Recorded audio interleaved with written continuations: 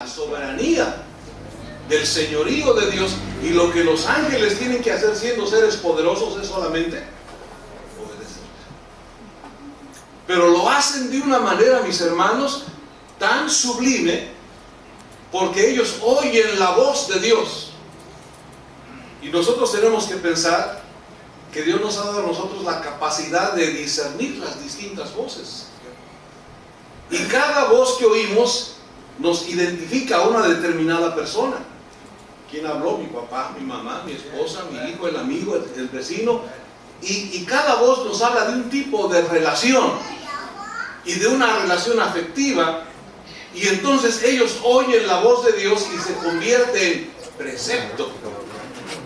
Y no tienen que hacer otra cosa más que obedecer. Aman a Dios, se someten a Dios, obedecen a Dios. Dice la Escritura, mis hermanos, que ellos, el versículo número 20, dice, poderosos en fortaleza. Quiere decir que su poder y su fortaleza la usan para obedecer a Dios. Porque dice el pasaje, poderosos en fortaleza, que ejecutáis su palabra. Ejecutar la palabra de Dios requiere tener poder interior para hacerlo.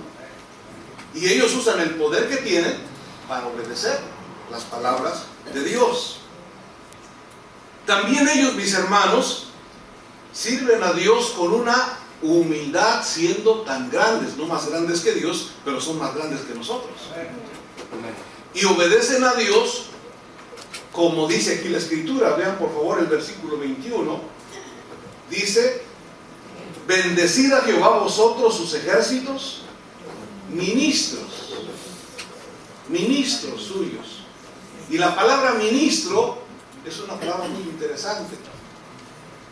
Es minis. Y cuando hablamos de lo mini, ¿qué cosa es? Una mini. ¿Qué quiere decir que es? Pequeño, chico. Entonces, no es magíster. ¿Qué es lo magíster? Lo grande. Lo grande. Ellos son minis, siendo poderosos. Ellos son pequeños. Se convierten en siervos. Y dice la Escritura que nosotros como cristianos, nuestro objetivo de vida es hacer la voluntad de Dios, como se hace en el cielo. Bendito sea el nombre del Señor. Así que tenemos un modelo, mis hermanos, para hacer la voluntad de Dios.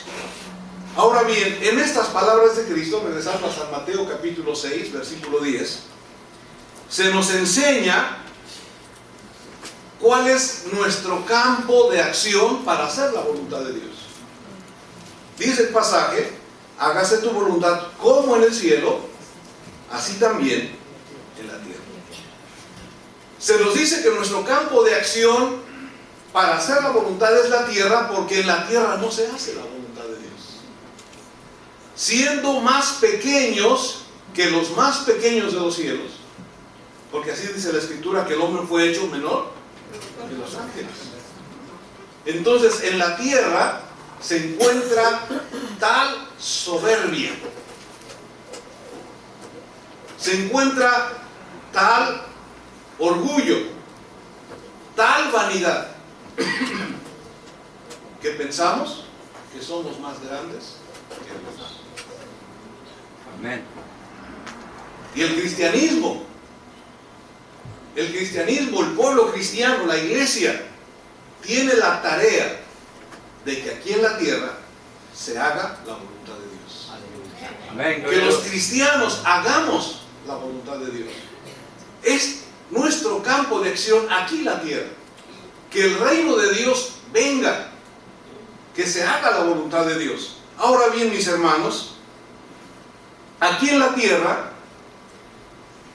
parece ser que es muy difícil que aún los cristianos hagamos la voluntad de Dios.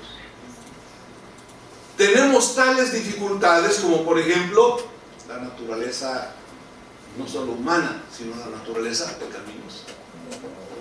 Y la naturaleza pecaminosa pues tiene que ver con una no solo influencia, sino que dentro de nosotros hay características que se rebelan contra la voluntad de Dios.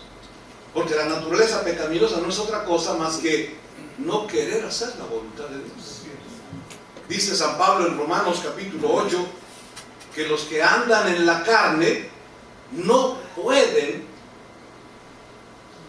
son incompetentes, no pueden agradar a Dios. Así que la naturaleza pecaminosa hace que el hombre sea incapaz de hacer la voluntad de Dios.